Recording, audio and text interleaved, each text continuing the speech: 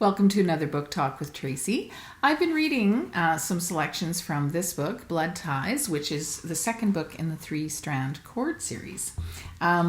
Each book in the series comes from three different points of view. And in this case, Blood Ties is written from the point of view of Charisse Hillier, who was one of the three main characters in the first book.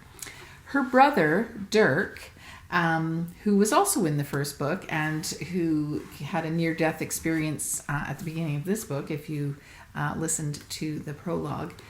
And then another male character, Blue Shepherd, who was one of Stella's love interests from the first book. So today I want to read a little bit from Dirk's point of view.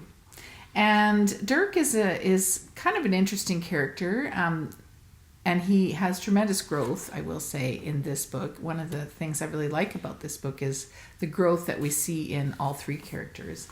But in book one, he's a bit of a playboy. He's definitely spoiled. He's entitled. We don't necessarily, like him that much. I mean, he's not terrible, but, he's the typical young man who's just out to have a good time and use people if that's what's necessary.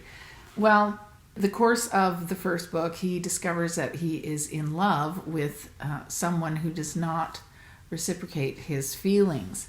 And so he begins to look inward and decides that, he needs to make a change. And if he's going to try to impress this person, he actually needs to do something worthy, so to speak. So he decides to go down to work at an orphanage. He starts going to church, and his church group is going down to work at an orphanage in Mexico, and he decides he will tag along. And so he does that. And of course, he is a fish out of water because he's never really had to do any kind of work in his life. He's always had everything handed to him on a silver platter. And he's not normally the kind of person who, does things for other people. He's not that kind of a giving, generous person.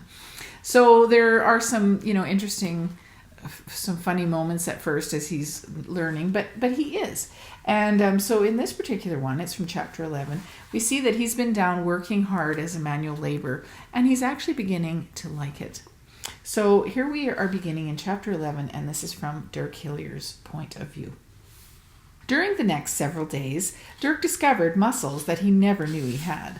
Hard physical labor was a lot different than working out at the gym. It brought a certain sense of satisfaction, too. Perhaps for one of the first times in his 27 years, he felt as if he was doing something that mattered. He was making a difference in the lives of other people in a real, tangible way.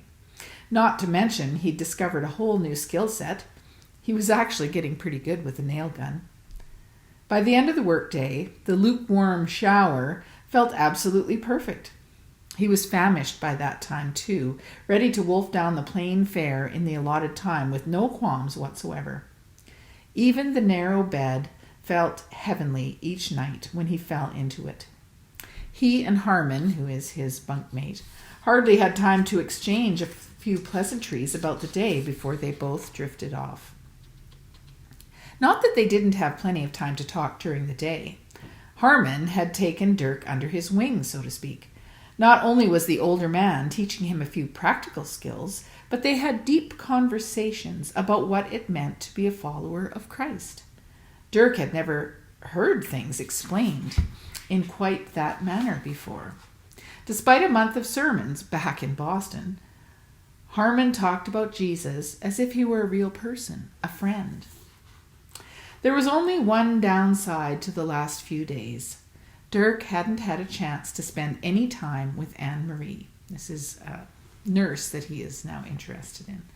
He'd made it his mission to get to know her better, if possible. Not that anything would come of it, he reasoned, but he was intrigued by her nonetheless. He'd attended each and every evening service, hoping to get a chance to speak with her again. Unfortunately, most nights she was already seated with a group, including Dr. Smythe, and afterward it was difficult to get through the crowd without seeming too anxious. Once he'd managed to sit right next to her, but the good doctor was also present, monopolizing the conversation. Problem was, those two seemed to have this deeper level thing going on. the church club that involved knowing glances and references to Bible verses that Dirk wasn't familiar with. Christianese, someone had labeled it. Now he knew what they meant. Well, he would just have to try harder. It was exactly 1 week since he'd arrived, halfway through his allotted stint at the orphanage, and he was running out of time. But Dirk Hillier wasn't one to give up that easily. So we see his pursuit of Anne-Marie and some other interesting things, including more international intrigue, including some drug smuggling, takes place in this book. So I hope that you are intrigued enough to pick up a copy. Of course, I highly recommend that you read book 1 first. And that is it for today's episode of Book Talk with Tracy. I'll be back next time with a short reading from Blue Shepherd's point of view. Until then, bye-bye.